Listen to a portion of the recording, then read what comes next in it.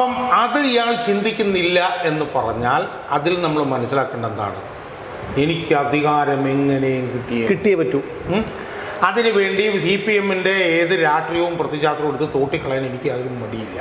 പക്ഷേ ഇപ്പോഴത്തെ ഒരു പോക്ക് കണ്ടു കഴിഞ്ഞാൽ 4-ാം തീയതി അധികാരം പോകുമെന്ന് പറഞ്ഞു കഴിയുമ്പോൾ ഇനി വല്ല ഭ്രാന്ത് പിടിച്ചുകൊണ്ട് വല്ല അലമുറ ഇട്ടുകൊണ്ട് സെക്രട്ടേറിയറ്റിന് ചുറ്റും ഓടി നടക്കൂ എന്നുള്ളതാണ് എൻ്റെ സംശയം. കാരണം ഉദ്യോഗസ്ഥന്മാരോട് എനിക്ക് മണിച്ചിത്രത്താഴിലെ പപ്പുവിനെയാണ് ഓർമ്മ വരുന്നത്. ചെമ്പരത്തി വെച്ചിട്ട് കുത്തിയിരിക്കില്ല. അതേപോലെ നമ്മുടെ സ്റ്റാച്യൂടെ ഉദ്യോഗസ്ഥന്മാരോട് പിന്നെ പന്തലിടാൻ ആവശ്യപ്പെട്ടെന്ന് പറഞ്ഞിട്ട് ആ ഒരു വാർത്ത വന്നു മംഗളത്തിൽ.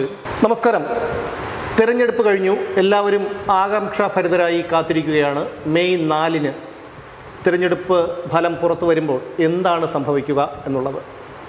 അപ്പോഴൊക്കെ നമ്മൾ ഉറ്റുനോക്കുന്നൊരു കാര്യം, കഴിഞ്ഞ 10 വർഷം അധികാരത്തിൽ ആറാടി ആഡംബരത്തിൽ സുഖിച്ചു ജീവിച്ച പിണറായി വിജയൻ, അദ്ദേഹം വെറുമൊരു പ്രതിപക്ഷ നേതാവായോ ഒരു MLA ആയോ ഇവിടെ തുടരുമോ, അതോ മറ്റെന്തെങ്കിലും വഴി തേടി അദ്ദേഹം പോകുമോ എന്നുള്ളതാണ്. സ്വാഭാവികമായും നമുക്കറിയാം, ഏറ്റവും കൂടുതൽ രാജ്യത്തെ വെച്ച് നോക്കിയാലും ഏറ്റവും കൂടുതൽ അധികാരത്തിൻ്റെ ലഹരി നുണഞ്ഞൊരു ഭരണാധികാരി പിണറായി വിജയനാണ്.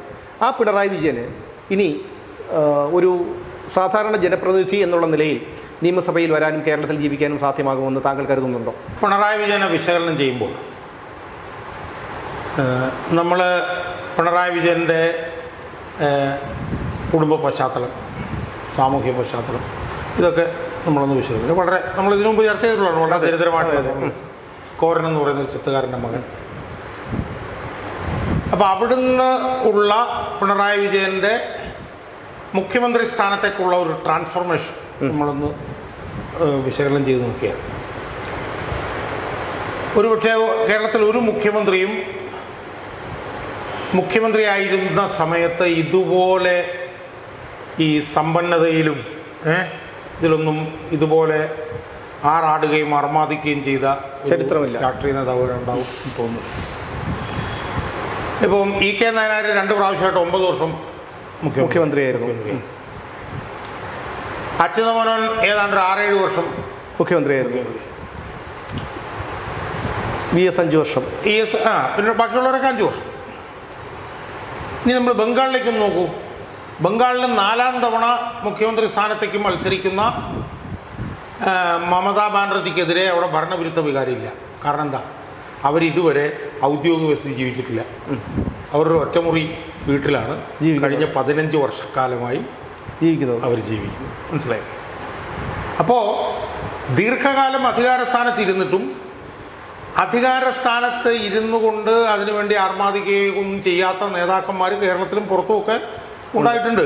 കേരളത്തിൽ ഏതാണ് ഞാൻ പറഞ്ഞത്? നായനാർ 9 വർഷം ഇരുന്നതാണ്. അച്യുതമേനോൻ 9 വർഷം 6.5 വർഷം ഇരുന്നതാണ്. എനിക്കൊന്ന് 70 മുതൽ 78 വരെ കണ്ട് ഇരുന്നതാണ്.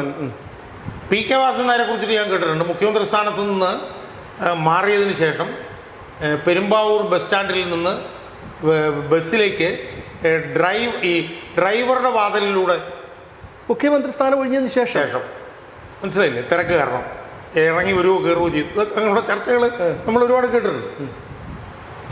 എന്നാൽ അതുമായിട്ടെല്ലാം താരതമ്യം ചെയ്യുമ്പോൾ ഈ പിണറായി വിജയനെ കുറിച്ചിട്ട് നമ്മളൊന്ന് ആലോചിച്ച് നോക്കുകയും, അയാൾ എത്രത്തോളം സമ്പന്നതയിൽ ആറാടാമോ അത്രത്തോളം സമ്പന്നതയിൽ ആറാടിയ ഒരു മനുഷ്യനുണ്ടായ അയാൾ ഈ 10 വർഷത്തിനിടെ 25 രാജ്യങ്ങളിലോ മറ്റോ സഞ്ചരിച്ചിട്ടുണ്ട്. പല കാര്യങ്ങൾ പറഞ്ഞു, പല കാരണങ്ങൾ പറഞ്ഞു.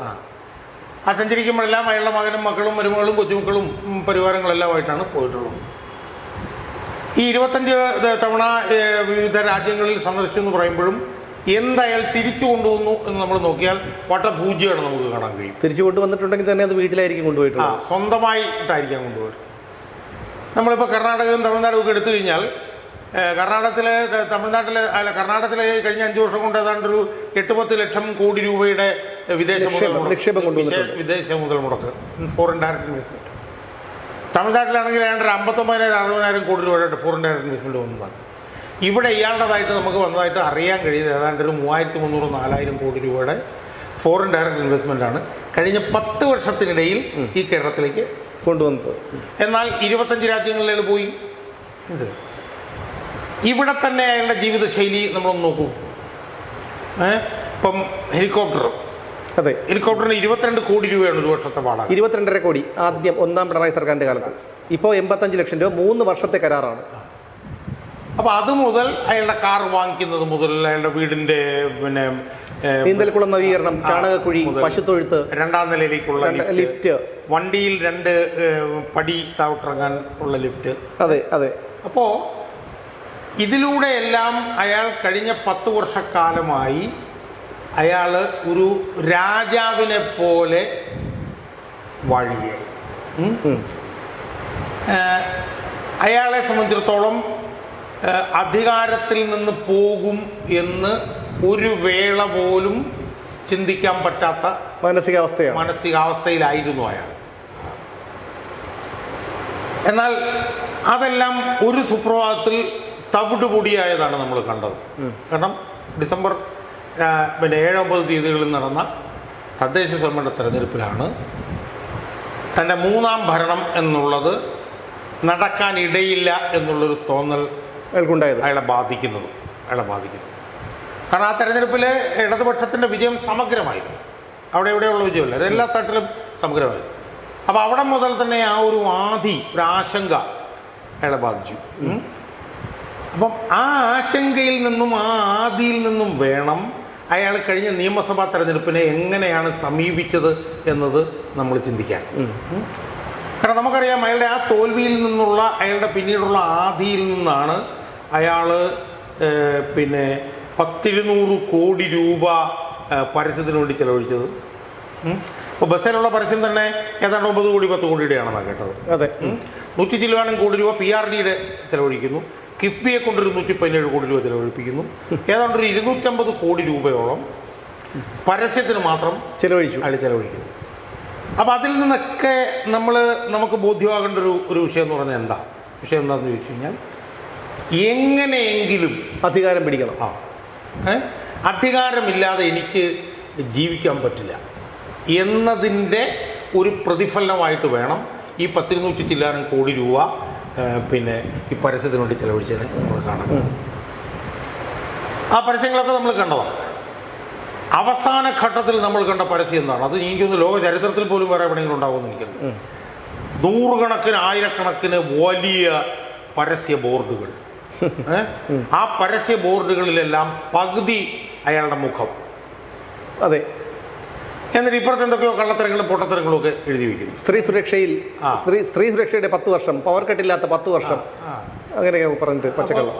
അപ്പോൾ എഴുതി വെച്ച് അവിടെ നിൽക്കട്ടെ. അപ്പോൾ ഈ ബോർഡുകളിലെല്ലാം പകുതി അയാളുടെ മുഖം, മനസ്സിലായോ? അപ്പോൾ ഇതിലൂടെയെല്ലാം നമ്മൾ കാണേണ്ട ഒരു കാര്യം എന്താ? ഇതിലൂടെയെല്ലാം നമ്മൾ അയാളുടെ മാനസികാവസ്ഥയെയാണ് നമ്മൾ വിശകലനം ചെയ്യേണ്ടത്. എന്ന് പറഞ്ഞാൽ എനിക്ക് എങ്ങനെയെങ്കിലും തിരിച്ചു വന്നേ മതിയോ, എനിക്ക് അധികാരമില്ലാതെ ഒരു സെക്കൻഡ് പോലും എനിക്ക് ജീവിക്കാൻ കഴിയില്ല, അതുകൊണ്ട് എന്തു വില കൊടുത്തും തിരിച്ചു വരാനുള്ള അയാളുടെ ഒരു ആക്രാന്തത്തിൻ്റെ പ്രതിഫലനമാണ് ഈ പരസ്യ ബോർഡുകളിൽ നമ്മൾ. അല്ല, എനിക്ക് അവിടെ ഒരു സംശയം തോന്നുന്നത്, അതായത് ഇത് പിണറായി വിജയൻ ചെയ്യുന്നതാണോ? ഞാൻ പല മുതിർന്ന നേതാക്കളുമായിട്ടൊക്കെ, കണ്ണൂരൊക്കെയുള്ള പല മുതിർന്ന നേതാക്കളുമൊക്കെ ആയിട്ട് സംസാരിച്ചു. അപ്പോൾ അവർക്കൊക്കെ അറിയാവുന്ന പിണറായി വിജയൻ ഒരിക്കലും ഇത്തരത്തിലൊന്നും ഈ ഒരു അവസ്ഥയിലേക്കൊന്നും പോയില്ല.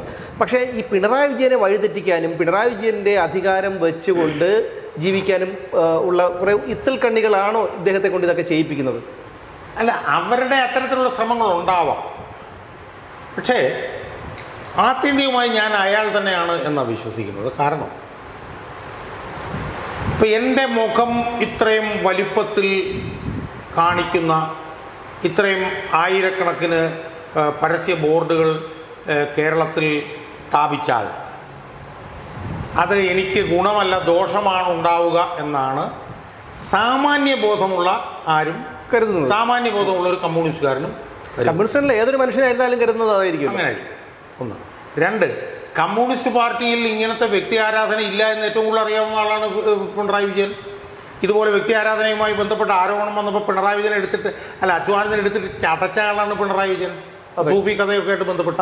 അപ്പം അതുകൊണ്ട് തന്നെ ഞാനിങ്ങനെ എൻ്റെ ഇതുപോലെ പേഴ്സണലായിട്ടുള്ള ഗ്ലോറിഫിക്കേഷൻ നടത്തിയാൽ അതെനിക്ക് ദോഷകരമാകും എന്നാണ് സാധാരണ കോമൺ സെൻസ് ഉള്ള ഏതൊരു സാധാരണ മനുഷ്യനും ഒരു കമ്മ്യൂണിസ്റ്റുകാരനും ചിന്തിക്കുക.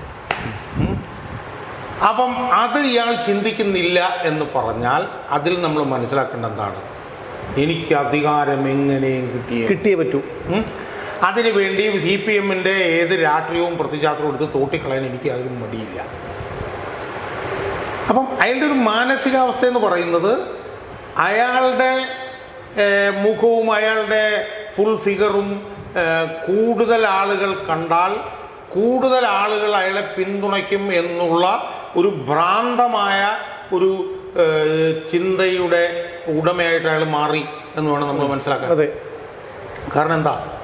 കാരണം നമ്മൾ നേരത്തെ പറഞ്ഞ പോലെ ഒരു സാധാരണ മനുഷ്യനും ഒരു കോമൺ സെൻസ് ഉള്ള മനുഷ്യനും ഒരു മരപ്പൊട്ടനല്ലാത്ത മനുഷ്യനും അറിയാവുന്ന കാര്യമല്ലേ ഇതിങ്ങനെ വെച്ച് കഴിഞ്ഞാൽ എനിക്കിത് അപകടമാണെന്ന്. അതെ, സിമ്പിളല്ലേ? തീർച്ചയായിട്ടും. അപ്പം ഏതൊരു സാധാരണക്കാരനും ഏതു യുക്തിപരമായി ചിന്തിക്കുന്ന ഒരു മനുഷ്യനും ചിന്തിക്കാത്ത നിലയിൽ ഇയാൾ ചിന്തിക്കുകയാണ്. അതായത് കൂടുതൽ ബോർഡ് വെക്കുന്നതനുസരിച്ച് കൂടുതൽ പിന്തുണ കിട്ടിക്കൊള്ളും. ഇപ്പോൾ ഉദാഹരണത്തിന് ഇങ്ങനെ ബോർഡ് വെച്ച് നമുക്ക് മനസ്സിലാക്കാം. ആ ബോർഡ് വെക്കുന്നതിൽ ഇതിനാണ് അയാളുടെ പടം ഈ വിഷയം ഉണ്ടാക്കിയപ്പോൾ യഥാർത്ഥത്തിൽ എന്താ സംഭവിച്ചത്? അയാളുടെ പടം വെച്ചുകൊണ്ട് ആരും ഈ വിഷയം ശ്രദ്ധിച്ചില്ല എന്ന് മാത്രമല്ല, എനിക്ക് തോന്നുന്നു 200-250 കോടി രൂപയുടെ പരസ്യ പ്രചരണം എന്ന് പറയുമ്പോൾ അതിൽ വലിയ ഒരു സിംഹഭാഗവും കമ്മീഷനായി പലരുടെയും പോക്കറ്റിലെത്തിക്കാണ്. അല്ല, അത് വേറൊരു വശം. അപ്പം അയാളുടെ മരുമകൻ്റെ ബിസിനസ് ഏജൻസി ആയിരിക്കായിരുന്നു ഇതിൻ്റെ പിന്നെ പരസ്യം കൊടുത്തെന്നൊക്കെ പറഞ്ഞു വരെയുള്ള ചർച്ചകൾ റിയാസിൻ്റെ ആയിരിക്കാം. അപ്പം ഇതിൽ നമ്മൾ മനസ്സിലാക്കേണ്ട കാര്യം എന്താണ്? അധികാര ഭ്രാന്ത് മൂത്ത ഇയാൾക്ക് എന്തോ ഒരു അപഭ്രംശം സംഭവിച്ചു എന്ന് വേണം നമ്മൾ മനസ്സിലാക്കാൻ. കാരണം എൻ്റെ പടങ്ങൾ കൂടുതൽ വെച്ചാൽ എന്നെ കൂടുതൽ ആളുകൾ പിന്തുണയ്ക്കും, എൻ്റെ പടം കൂടുതൽ വെച്ചാൽ ഞാൻ അതുകൊണ്ട് വിജയിക്കും, എൻ്റെ പടങ്ങൾ വെച്ചാൽ ഞാൻ അതുകൊണ്ട് 3-ാം തവണ മുഖ്യമന്ത്രിയാവും എന്നൊരു മാനസിക നിലയിലേക്ക് ഇയാൾ പോയെങ്കിൽ ഇയാളുടെ മാനസിക നിലയ്ക്ക് എന്തോ വലിയ പ്രശ്നം ഉണ്ടായി എന്നുള്ള കാര്യത്തിൽ ഒരു തർക്കമില്ല. പക്ഷേ നമുക്ക് ഇനി അധികാരം പോയി. ഈ 4-ാം തീയതി കഴിഞ്ഞ് ഫലം പുറത്തു വരുന്നതോടുകൂടി അധികാരം പോകും എന്നുള്ള കാര്യം ഏകദേശം ഉറപ്പായി. അതിനുശേഷമുള്ള പിണറായി വിജയനെയാണ് നമുക്ക് വിലയിരുത്തേണ്ടത്. നമ്മളത് വിലയിരുത്തുമ്പോൾ നമുക്ക് കാണാൻ കഴിയുന്നതെന്ന് പറയും. അതായത് ഇപ്പം ഏപ്രിൽ 9-നാണ് ഇവിടുത്തെ തെരഞ്ഞെടുപ്പ് കഴിഞ്ഞത്. അതിനുശേഷം തെരഞ്ഞെടുപ്പ് നടക്കുന്ന 3-4 സംസ്ഥാനങ്ങളുണ്ട്. പശ്ചിമ ബംഗാൾ. അതിൽ ഏറ്റവും പ്രധാനപ്പെട്ട 2 സംസ്ഥാനങ്ങളാണ് പിന്നെ തമിഴ്നാടും പശ്ചിമ ബംഗാളും. തമിഴ്നാട്ടിലും പശ്ചിമ ബംഗാളിലും ആണ് മോദിക്കെതിരായി അതിശക്തമായിട്ടുള്ള പോരാട്ടം നടക്കുന്നത്. ഇവിടെ 2 ആണല്ലോ. അതിൽ തമിഴ്നാട്ടിൽ DMK-യുടെ സഖ്യകക്ഷിയാണ് CPM ആണല്ലോ. അതെ. ബംഗാളിൽ എടുത്തു നോക്കിയാൽ ബംഗാളിൽ നിയമസഭയിൽ 1-2 അംഗങ്ങളെങ്കിലും വിജയിപ്പിക്കാൻ വേണ്ടിയിട്ടുള്ള ജീവൻ മരണ പോരാട്ടത്തിലാണ് CPM. സ്വാഭാവികമായും ആ 2 സ്ഥലങ്ങളിലും അവശേഷിക്കുന്ന CPM-ന്റെ ഏക മുഖ്യമന്ത്രി എന്നുള്ള നിലയിൽ ഇയാൾക്ക് വലിയ പങ്ക് അവിടുത്തെ പ്രചരണ പ്രവർത്തനങ്ങളിൽ വഹിക്കാനുണ്ടായിരുന്നു. അതെ, തീർച്ചയായിട്ടും അവിടെയാണ് ഒരു സംശയം തോന്നുന്നത്. ഒരുപക്ഷെ അദ്ദേഹത്തിന്റെ ഭയം കൊണ്ടായിരിക്കും. അല്ല, ഞാനതിലേക്ക് വരിക. അപ്പം അതുകൊണ്ട് ഇവിടുത്തെ തെരഞ്ഞെടുപ്പ് കഴിഞ്ഞാൽ അയാൾ നേരെ ആ സംസ്ഥാനങ്ങളിലേക്കാണ് പോകേണ്ടത്. അതെ, ഒരു 4-5 ദിവസമെങ്കിലും ഈ 2 സംസ്ഥാനങ്ങളിലും അയാൾ പോയി പിന്നെ പ്രചരണം നടത്താൻ. 4-5 ദിവസം വേണ്ട. പശ്ചിമ ബംഗാളിലേക്ക് ഒരൊറ്റ ദിവസം പിണറായി വിജയൻ ഒരു പ്രചരണം നടത്തിയാൽ മതി. ഇവിടെയാണ് പിണറായി വിജയൻ്റെ മറ്റൊരു കാര്യം എനിക്ക് ഓർമ്മ വരുന്നത്. അതായത് കോടിയേരി ബാലകൃഷ്ണൻ മരണപ്പെട്ടതിന് ശേഷം അദ്ദേഹത്തിൻ്റെ ആഗ്രഹപ്രകാരം അദ്ദേഹത്തിൻ്റെ ഭൗതിക ശരീരം തലസ്ഥാനത്ത് പൊതുദർശനത്തിന് വയ്ക്കാതെ പയ്യാമ്പലത്ത് കൊണ്ടുപോയി സംസ്കരിച്ച ശേഷം പിറ്റേന്ന് വെളുപ്പിന് പിണറായി വിജയനും സംഘവും വിദേശയാത്രയ്ക്ക് പോവുകയാണ്. ഞാൻ പറഞ്ഞത് അങ്ങനെ ഒരു ഘട്ടത്തിൽ പോലും ഇത്തരം അദ്ദേഹത്തിന്റെ സ്വാർത്ഥ കാര്യങ്ങൾക്ക് വേണ്ടി ചെയ്യാമെങ്കിൽ അല്ല, നമ്മൾ അത് ശരിയായില്ല എന്നുള്ള കാര്യത്തിൽ തർക്കമൊന്നുമില്ല. പക്ഷേ അതൊരു വ്യക്തിപരമാണെന്ന് നമുക്ക് പറയാം. പക്ഷേ ഇത് CPM-ന് ഏറ്റവും കൂടുതൽ സ്റ്റേക്കുള്ള 2 തെരഞ്ഞെടുപ്പാണ് നടക്കുന്നത്. അതിൽ DMK-യുടെ സഖ്യകക്ഷിയാണ് CPM. എന്ന് മാത്രമല്ല, അവിടെ ഒരു സിനിമാ നടന്റെ നേതൃത്വത്തിലുണ്ടാക്കിയ ഒരു പാർട്ടി അവിടുത്തെ DMK-ക്ക് വലിയ വെല്ലുവിളി നേരിടുകയാണ്. സ്വാഭാവികമായും അവിടെ CPM-ന്റെ അവശേഷിക്കുന്ന മുഖ്യമന്ത്രി ചെന്നു കഴിഞ്ഞാൽ അത് ഒരു ഇമ്പാക്ട് ഉണ്ടാക്കും. അതുപോലെ തന്നെ പശ്ചിമ ബംഗാളിലെ അവസ്ഥ എന്താ? പശ്ചിമ ബംഗാളിൽ 292 അംഗ നിയമസഭയിൽ 1-2 MLA-മാരെങ്കിലും വിജയിപ്പിച്ചെടുക്കാൻ വേണ്ടിയിട്ട് കയ്യും കാലൂട്ട് അടിക്കുകയാണ് CPM. അവിടെ CPM-ന്റെ അവശേഷിക്കുന്ന മുഖ്യമന്ത്രി എന്ന് 1-2 ദിവസം പ്രധാനം നടത്താനുള്ള ബാധ്യതയില്ലേ? അത് ചെയ്യുന്നതിന് പകരം ഇയാളെന്താ ചെയ്തത്? അത് ചെയ്യുന്നതിന് പകരം അയാളുടെ തെരഞ്ഞെടുപ്പ് പ്രചരണം കഴിഞ്ഞപ്പോൾ അയാളുടെ പൈൽസും അയാളുടെ കാട്രാക്റ്റും ഇതിനും വേണ്ടിയിട്ട് അയാൾ സമയം കണ്ടുപിടിക്കുകയാണ്. അല്ല, ഇത് പറഞ്ഞു കേൾക്കുന്ന അറിവാണ്. ഗോവിന്ദനെ മൂലക്കുരുവിന്റെ കാര്യമൊക്കെ അറിയാമോ? ഗോവിന്ദനാണ് പറഞ്ഞത് മൂലക്കുരുവിന്റെ ചികിത്സയാണ്, പൈൽസിന്റെ ചികിത്സയാണ് എന്ന് പറഞ്ഞു. ബേബി വന്നിട്ട് കാട്രാക്ടിന്റെ ചികിത്സ. അല്ല, ഇനിയിപ്പോ മൂലക്കുരുവിന്റെ ചികിത്സ എന്ന് പറഞ്ഞാൽ അപമാനിച്ചെന്ന് പറയില്ല, പൈൽസ്. ഞാൻ പറഞ്ഞു വരുന്ന പോയിന്റ് എന്താണെന്ന് വെച്ചാൽ, ഇയാൾ എത്ര വ്യക്തി കേന്ദ്രീകൃതമായിട്ടുള്ള വ്യക്തി അധിഷ്ഠിതമായിട്ടുള്ള ഒരു മനുഷ്യനാണെന്നുള്ളത് ഏറ്റവും വലിയ തെളിവല്ലേ ഇത്? അതെ. അയാള് CPM-ന്റെ ഏറ്റവും സീനിയർ പോളിറ്റ് ബ്യൂറോ മെമ്പറല്ലേ? അയാൾ ഈ പ്രചരണത്തിന് പോകണ്ടേ? അപ്പൊ ഇതിൽ നിന്നൊക്കെ അല്ലല്ല, അതിൽ ഞാൻ കരുതുന്നത് ഒരിക്കലും പിണറായി വിജയന് ഒരുപക്ഷെ പോകണമെന്ന് ആഗ്രഹം ഉണ്ടായിരുന്നാലും പശ്ചിമ ബംഗാളിന്റെ അവസ്ഥ അദ്ദേഹത്തിന് അറിയാം. 33 കൊല്ലം CPM ഭരിച്ച് നശിപ്പിച്ച ഒരു സംസ്ഥാനമാണ്. ഒന്നാമത്തെ കാര്യം, അവിടെ BJP-യുടെ സ്ഥാനാർത്ഥിക്ക് അവിടെ പ്രചരണം നടത്താൻ പറ്റാത്ത രീതിയിലാണ് തൃണമൂൽ കോൺഗ്രസ്സുകാർ അവിടെ അക്രമം ഒഴിച്ചുവിടുന്നത്. അങ്ങനെ വരുമ്പോൾ ഇതിൽ ഇപ്പോൾ തൃണമൂലിൽ പ്രവർത്തിക്കുന്ന പലരും പഴയ CPM-കാരായിരിക്കും. അവിടെ പിണറായി വിജയൻ പ്രചരണത്തിൽ വന്നു കഴിഞ്ഞാൽ ഇവിടെ ഗൺമാനും അതുപോലെ DYFI-കാരൊന്നും സംരക്ഷിക്കാനില്ല. അവിടെ ഒരു പരിധിവരെ സുരക്ഷാ സംവിധാനമുള്ളൂ. അവർ കൈകാര്യം ചെയ്യുന്നുള്ള ഒരു പേടിയായിരിക്കും അദ്ദേഹത്തിന്. അല്ല, ഞാൻ പറയുന്നത് നമ്മൾ പുറമേ നിന്ന് നോക്കുമ്പോൾ ഈ 2 സ്ഥലങ്ങളിലും അയാൾ പോയിട്ടില്ല. ഇവിടുത്തെ തെരഞ്ഞെടുപ്പ് കഴിഞ്ഞപ്പോഴത്തേക്കും അയാളുടെ ചികിത്സാ മാർഗത്തിലേക്ക് അയാൾ മാറുകയാണ്. അപ്പോൾ ഇതിൽ നിന്നെല്ലാം നമുക്ക് മനസ്സിലാക്കാൻ കഴിയുന്നത് അയാൾക്ക് അധികാരമില്ലാതെ അയാൾക്ക് നിലനിൽക്കാൻ കഴിയില്ല. ഇപ്പൊ ഇന്ന് മംഗളത്തിൽ ഏതോ ഒരു വാർത്ത എഴുതിയിരിക്കുന്നത് ഞാൻ കണ്ടു. അയാൾ ഉദ്യോഗസ്ഥന്മാരോട് പറഞ്ഞത് മെയ് 5-ാം തീയതി സത്യപ്രതിജ്ഞ ചെയ്യാനായിട്ടുള്ള പന്തൽ കെട്ടിക്കോളാൻ. മനസ്സിലായില്ലേ? ഇപ്പൊ ഇവിടെയാണ് എനിക്ക് കാരണം അദ്ദേഹത്തിന്റെ മകൻ ഗുരുവായൂർ പോയല്ലോ. ഒരിക്കലും അച്ഛന് അധികാരം കിട്ടണേ എന്ന് പ്രാർത്ഥിക്കാനായിരിക്കില്ല. ദൈവമേ 4-ാം തീയതി കഴിയുമ്പോൾ അച്ഛന്റെ തലയ്ക്ക് ഒന്നും പറ്റരുതേ, അച്ഛൻ എന്തെങ്കിലും ഒരു അവിവേകം കാണിക്കരുതേ എന്ന് പ്രാർത്ഥിക്കാനായിരിക്കും. പക്ഷേ ഇപ്പോഴത്തെ ഒരു പോക്ക് കണ്ടു കഴിഞ്ഞാൽ 4-ാം തീയതി അധികാരം പോകുമെന്ന് പറഞ്ഞു കഴിയുമ്പോൾ ഇനി വല്ല ഭ്രാന്ത് പിടിച്ചുകൊണ്ട് വല്ല അലമുറ ഇട്ടുകൊണ്ട് സെക്രട്ടറിയേറ്റ് ചുറ്റും ഓടി നടക്കുമോ എന്നുള്ളതാണ് എൻ്റെ സംശയം. കാരണം എനിക്ക് മണിച്ചിത്രതായുള്ള പപ്പുവിനെയാണ് ഓർമ്മ വരുന്നത്. ചെമ്പരത്തി വെച്ചിട്ട് കുത്തിയിരിക്കില്ല. അതേപോലെ നമ്മുടെ സ്റ്റാച്യൂവിൽ 4-ാം തീയതി ഉദ്യോഗസ്ഥന്മാരോട് പന്തലിടാൻ ആവശ്യപ്പെട്ടു എന്ന് പറഞ്ഞിട്ട് ഒരു വാർത്ത വന്നു മംഗളത്തിൽ. പോയി കേട്ടോ, കിളി പോയി. അപ്പം അതുകൊണ്ട് തന്നെ നമ്മൾ ചിന്തിക്കേണ്ടത്, നമ്മളിപ്പം അടുത്ത നിയമസഭ നമ്മളൊന്ന് ആലോചിച്ച് നോക്കുക. ഒരു 40-45 സീറ്റുമായിട്ട് വരുന്ന നിയമസഭ. ആ നിയമസഭയിൽ പ്രതിപക്ഷ നേതാവായി നമുക്ക് പിണറായി വിജയനെ വിഭാവനം ചെയ്യാൻ കഴിയുമോ എന്നോട് ചോദിച്ചാൽ ഒരിക്കലും ഇല്ല എന്ന് എനിക്ക് പറയാൻ കഴിയും. കാരണം അത്രയ്ക്ക് ഇപ്പം ഞാൻ പറഞ്ഞിട്ടുണ്ടല്ലോ സുമേഷ്, ഇപ്പോൾ 10 വർഷം ഒരാൾക്ക് വേണമെങ്കിൽ മുഖ്യമന്ത്രി ആയിരിക്കാം. ഇപ്പോൾ 7-8 വർഷത്തൊക്കെ ഇതിനു മുമ്പ് മുഖ്യമന്ത്രി ആയിരുന്ന അവസരം ഉണ്ടായിട്ടുണ്ട്. പക്ഷെ ഇതുപോലൊരു ഏകാധിപതിയായി ഒരാൾ 10 വർഷക്കാലം മുഖ്യമന്ത്രി ആയിരുന്നിട്ടില്ല. അവിടെയാണ് വ്യത്യാസം. അതെ. ഇപ്പം അച്യുതാനന്ദൻ 8 വർഷമായിട്ടിരുന്നെങ്കിൽ അച്യുതാനന്ദൻ മുഖ്യമന്ത്രി സ്ഥാനത്ത് മാറിയിട്ടും ആ തൃശ്ശൂരിലെ മറ്റേ റൗണ്ട് ഉണ്ടല്ലോ, മറ്റേ അവിടെ വൈകിട്ട് വന്ന് കാറ്റുകൊള്ളാൻ വേണ്ടിയിരിക്കുന്ന നമ്മൾ കണ്ടത്. പക്ഷെ ഇയാൾ അങ്ങനെയല്ല. ഇയാൾ ഓരോ നിമിഷവും ഒരു 100% ഏകാധിപതിയായിട്ടാണ് ഇയാളെ 10 വർഷവും അയാൾ കേരളത്തിൽ ജീവിച്ചത്. മനസ്സിലായി? അപ്പം അങ്ങനെ ജീവിച്ച ഒരാൾക്ക് എന്ന് പറഞ്ഞാൽ എങ്ങനെയാണ് ജീവിച്ചത് നമ്മളൊന്ന് ആലോചിക്കും. പാർട്ടി അയാളുടെ ചവിട്ടിനടി. പാർട്ടി എന്ന് പറഞ്ഞാൽ 5-5.5 ലക്ഷം പാർട്ടി മെമ്പർമാരുള്ള പാർട്ടി അയാളുടെ ചവിട്ടടി. അയാൾ നിൽക്കാൻ പറഞ്ഞാൽ ഇരിക്കാൻ പറഞ്ഞാൽ കിടക്കുകയും ചെയ്യുന്ന പാർട്ടി സെക്രട്ടറി. അതെ. അയാൾ മുഖത്തൊന്ന് നേരെ ഒന്ന് നോക്കിയാൽ മൂത്രം ഒഴിക്കുന്ന മന്ത്രിമാർ. അതെ. അങ്ങനെയാണ് അയാൾ 10 വർഷം അയാൾ കൊണ്ടാടിയത്. ആ കൊണ്ടാടിയ അയാൾ അവിടെ ഒന്ന് പ്രതിപക്ഷ നേതാവായിരിക്കുകയും അയാൾക്ക് 15 മിനിറ്റാണ് അനുവദിച്ചെങ്കിൽ 16 മിനിറ്റ് 17 മിനിറ്റ് ആകുമ്പോഴത്തേക്കും അവിടെ ഇരിക്കുന്ന സ്പീക്കർ അയാളുടെ മൈക്ക് ഓഫ് ചെയ്ത് ചിന്തിക്കാൻ പറ്റുമോ? അതൊക്കെ ചിന്തിക്കാൻ പറ്റില്ല എന്ന് മാത്രമല്ല, ഞാൻ മുമ്പ് താങ്കളുടെ നേരത്തെ പറഞ്ഞതുപോലെ ഒരു കർമ്മഫലം എന്നുള്ളൊരിതിൽ വിശ്വസിക്കുന്ന ഒരാളാണ് ഞാൻ. അവിടെ ഈ KK രമയെ പോലെയുള്ള ഒരാൾ സ്പീക്കർ അങ്ങനെ ആയിക്കഴിഞ്ഞാൽ ഇയാൾ അവിടെ എന്തായാലും ചോദ്യങ്ങൾ ചോദിക്കാതിരിക്കാൻ കഴിയില്ല. എന്ന് മാത്രമല്ല, തന്നെക്കാൾ വളരെ ജൂനിയർ ആയിട്ടുള്ള ആൾക്കാരൊക്കെ ചിലപ്പോൾ സ്പീക്കറായെന്ന് വരാം. അതുപോലെ ഈ പറഞ്ഞതുപോലെ തന്നെ അദ്ദേഹത്തിന് അനുവദിച്ചു കൊടുത്തിരിക്കുന്ന സമയത്തിൽ നിന്നും വ്യത്യസ്തമായി കൂടുതൽ സംസാരം നീണ്ടുപോകണമെങ്കിൽ ഓഫീസ് ഇരിക്കണം അവിടെ എന്ന് പറഞ്ഞു കഴിഞ്ഞാൽ അവിടെ. അപ്പം അതൊന്നും ഇയാളെ സംബന്ധിച്ചിടത്തോളം ചിന്തിക്കാൻ പറ്റാത്ത കാര്യം.